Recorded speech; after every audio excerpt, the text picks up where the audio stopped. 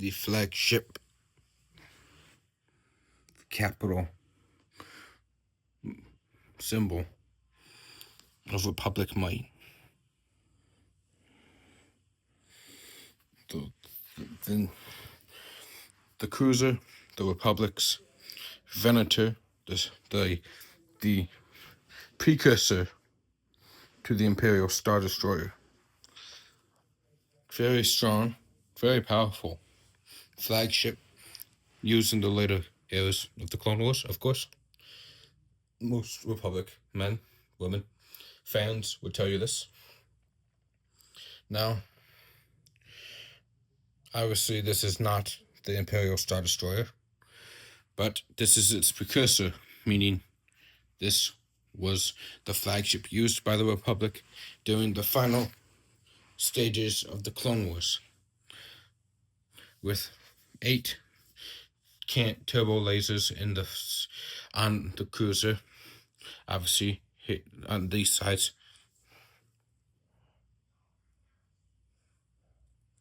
Capable of blasting holes into enemy ships within minutes, plus bonus cannons on the side here and here.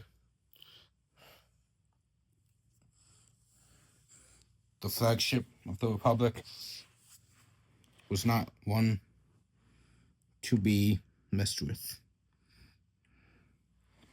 Of course, it opened up here in the shell. It would separate, and that is how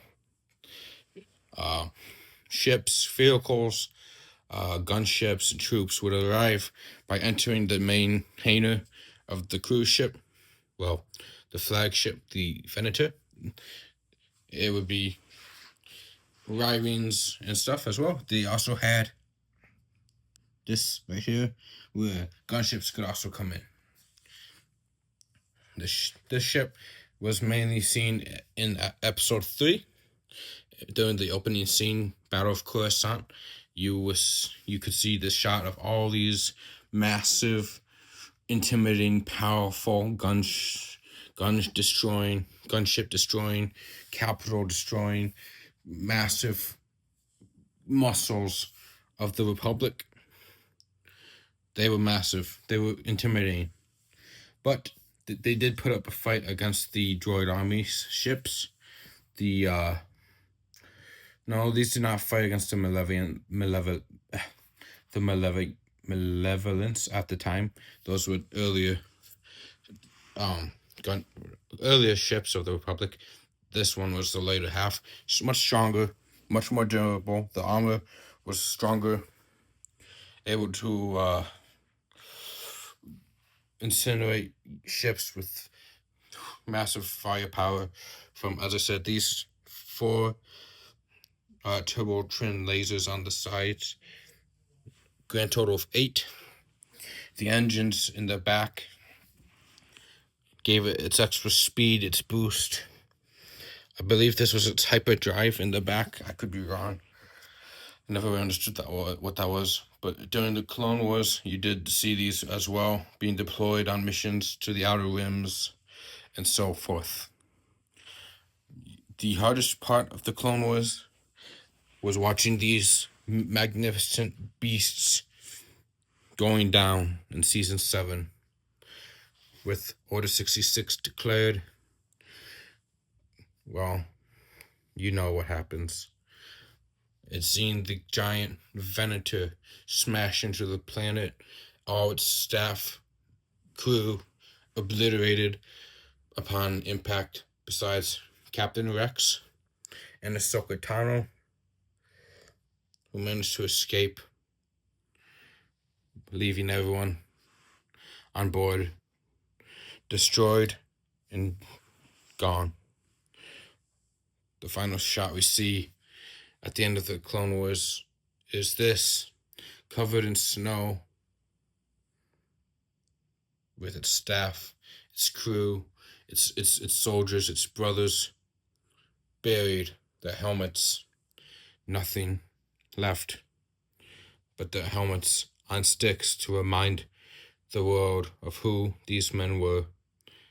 They gave their lives to the Republic, and they sacrificed everything for the Republic, for democracy, for peace and freedom, only to be wiped out by a single order that the Jedi could not even anticipate, by a single order that only the Pope, the Supreme Chancellor himself, was able to enact, to execute, and execute. He did. Order 66 would be the last time you would see a Venator. You may see them in games, you may see them in flashbacks, but you mainly will see them in junkyards, shipyards being scrapped for parts to build the Empire's Imperial Star Destroyers. A once mighty fleet reduced to empty shells, a remembrance of what was and what was going to be, gone into the snow, into the dark night. The shadow of the Empire rose, and with that the Jedi fell. The clone army wiped out and pushed into exile. Their loyalty meant nothing to the Emperor, who once he used them for what he wanted, pushed them aside, discarded them like trash. They outlived their usefulness. They aged too quickly, and they were expensive to produce. So the Empire replaced them with soldiers not of clone DNA, but of human recruitment. The Clone Wars ended. The Empire won, and all that was left were a few sparks, some embers, one might say, that would one day be reunited and re-sparked as a new hope would emerge. Thank you for watching. If you enjoyed the video, please drop a like, comment, and subscribe to the channel. May the Force be with you. Long live the Republic.